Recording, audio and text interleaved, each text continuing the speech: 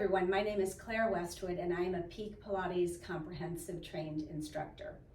Today I want to introduce you to a few of the foundation movements for Pilates so that when you begin your mat or reformer practice, you have a sense of what your teacher's talking about. Sometimes as an instructor we give out cues and don't realize that people might not really know what we're talking about. In Pilates we have something called Pilates stance. Some people call it the V stance, some people call it a piece of pie, whatever it is, let me tell you what that means. It's just your heels connected and about a fist distance between your toes. I don't think you can see my feet, but they're just in that position. This is the position that if you kind of held up a skeleton, it's the natural turnout of your legs from the hips. It's the best way to align the spine. It allows you to make a connection into your pelvic floor. So if you were to stand on your floor right now, have your heels connect, a little bit of distance between the toes, and squeeze your heels together, you're gonna feel what we call the seat to feet connection, in that you will actually feel your low abs connect just from squeezing your heels. There's actually a long story, but a neurological connection between the squeeze of your heels and your pelvic floor. So oftentimes your instructor will have you in Pilates stance doing what they might call zip up or wrap up or pull it in and up. And all we mean is kind of squeezing the heels together, wrapping everything together through the center line, which then activates the muscles inside of your pelvis. And you'll feel that most likely externally presented in your low abs.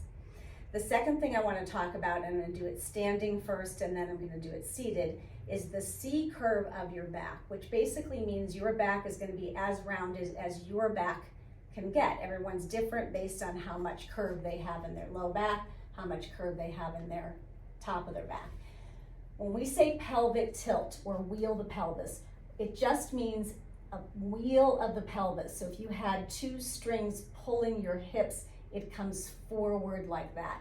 When that happens, it allows the low back to lengthen.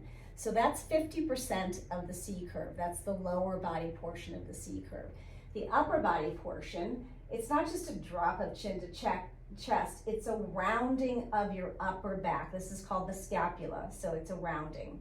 If I combine both of those things, the pelvic tilt and the rounding, this is as round as my back is going to get.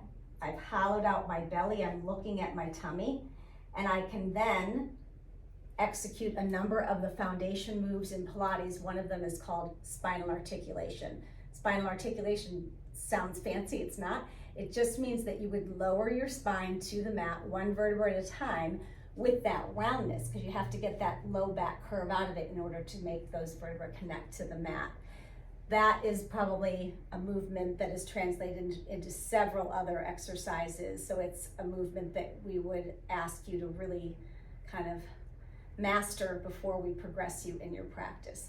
One of the ways that I describe that pelvic tilt when somebody is in the supine position, which just means lying down on their back, is I call it smashing the grapes so we can all make some wine. So if you lie down on a flat surface with your legs bent, you'll notice there's a space between your back and the mat. If I put a grape there, you get to make some wine, and you smashed that grape, what you'll notice is that the entire length of your spine then is connected to the mat. When that happens, a little bit of the lower vertebra, meaning near your bum area, they're gonna tuck up. That's normal, that's fine. That's half your C curve. The second half would be to support your head, or maybe not, sometimes people reach, elbows wide, and lift your head, neck, and shoulders. So right now, my back is as rounded as it's gonna be, but I'm lying down. So there's the foundation of then being able to peel and roll off. The next kind of cue I'm gonna give you, or word that I'm gonna give you that is sometimes confusing, is called a standing kneel. We do some kneeling work on the reformer, on the Cadillac, and even on the chair. A standing kneel is just pretty simple. You're standing in your knees. So the alignment of your knee, hip, shoulder, ear, straight up through the crown of the head is a vertical line to the floor or the earth. That one's probably the most simple, but I've had people say, what the heck is a standing kneel before? So I thought I would explain it to you. I hope these little hints helped you to feel more comfortable as you begin your Pilates practice.